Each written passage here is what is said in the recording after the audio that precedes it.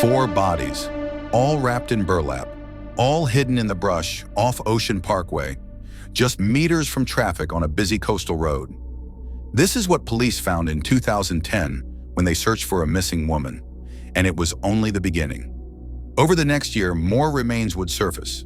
A toddler, a man, dismembered women, scattered across multiple sites. 11 victims in total. The person responsible remained unidentified for more than a decade, until 2023, when police arrested Rex Heuermann, a Manhattan architect now facing 7 murder charges. The case began in May 2010 with the disappearance of 24-year-old Shannan Gilbert, who was working in the sex trade. During a 911 call placed in the early hours of the morning, Gilbert claimed someone was trying to kill her. Hello, you dialed into the 911 system. How can I assist you? There's somebody after me. Where are you? There's somebody after me. Where are you, ma'am? I don't know. Can you search where I am? No, I can't. What's your name? Oh, Gilbert.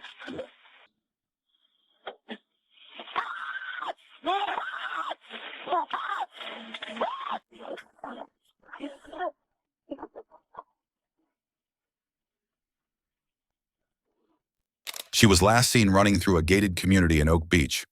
When police began searching the surrounding area along Ocean Parkway, they found 4 other sets of human remains, each buried near the roadside and later identified as Maureen Brainard-Barnes, Melissa Barthelemy, Megan Waterman, and Amber Lynn Costello.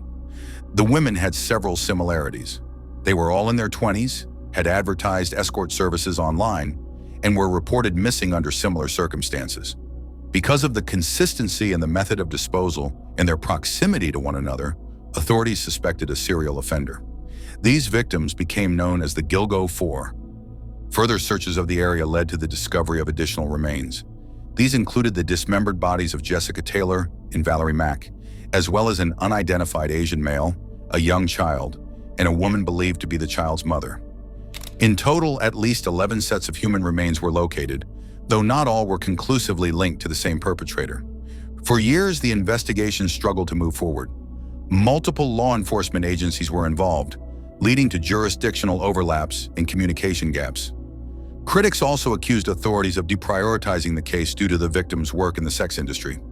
Allegations of corruption and misconduct emerged, and the victims' families became increasingly vocal, pushing for answers and accountability. It's just very kind-hearted, you know. She made mistakes, who doesn't? She didn't deserve this. Nobody deserves this.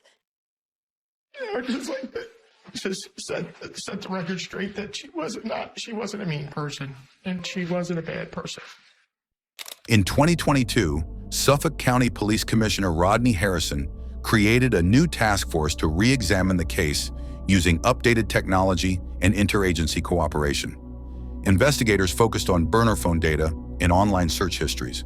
They eventually identified a suspect, Rex Heuermann, a married father of 2 who lived in Massapequa Park, around a 30-minute drive from the crime scenes, and worked as an architect in Manhattan. According to investigators, Heuermann had used burner phones to contact several victims and had carried out extensive online searches related to the investigation and to violent material. Surveillance led to the recovery of a pizza crust from a discarded box outside his office. DNA extracted from that crust matched a hair found on the burlap that wrapped one of the victims, according to the prosecution. On July 13, 2023, Heuermann was arrested outside his Midtown Manhattan office and charged with the murders of Melissa Barthelemy, Megan Waterman, and Amber Lynn Costello. A 4th charge for the murder of Maureen Brainard-Barnes followed shortly after. In June 2024, prosecutors announced 3 more charges, tying Heuermann to the deaths of Jessica Taylor, Valerie Mack, and Sandra Castilla, victims whose remains were found in earlier searches but had not been previously connected to the case. Heuermann now faces 7 murder charges in total. He has pleaded not guilty to all of them. A central issue in the case is the use of whole genome sequencing, a forensic DNA technique that analyzes over 100,000 points of comparison. While scientifically robust, the defense has challenged its admissibility, pointing out that it has not yet been used in a New York criminal trial. They have raised concerns about the software's reliability, including reported glitches and multiple updates during the analysis process. Prosecutors maintain that the method is reliable and the DNA evidence is valid. The defense has also requested that the charges be separated into multiple trials, citing differences in how the victims were killed or disposed of, including dismemberment in some cases and not in others. They argue that such variations may point to different offenders or unconnected incidents. Prosecutors, however, argue that there are enough shared elements between the cases to proceed with a single trial. Public interest in the case intensified following the release of the 2025 Netflix docuseries Gone Girls, The Long Island Serial Killer, directed by Liz Garbus. The series focuses on the victims' lives, the media's treatment of their cases, and the broader systemic failures that allowed the killings to go unsolved for so long. Families of the victims have expressed mixed feelings. For some, the arrest offers a sense of progress. For others, frustration remains over the amount of time it took for the investigation to gain traction. Some relatives believe more victims have yet to be identified and that questions still surround Shannan Gilbert's death, which remains officially classified as undetermined.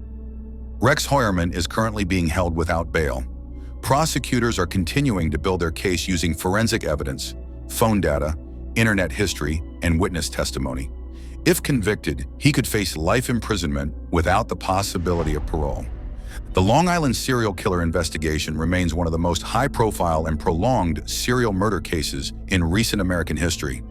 It has exposed investigative failures, reignited conversations around how victims are prioritized, and raised broader questions about justice, accountability, and the role of technology in modern criminal investigations. In our next episode, we examine the case of Katie Beers, a 10-year-old girl who was locked in a hidden underground bunker for 17 days while the world searched for her. Make sure you subscribe to the Crim Vault so you don't miss it.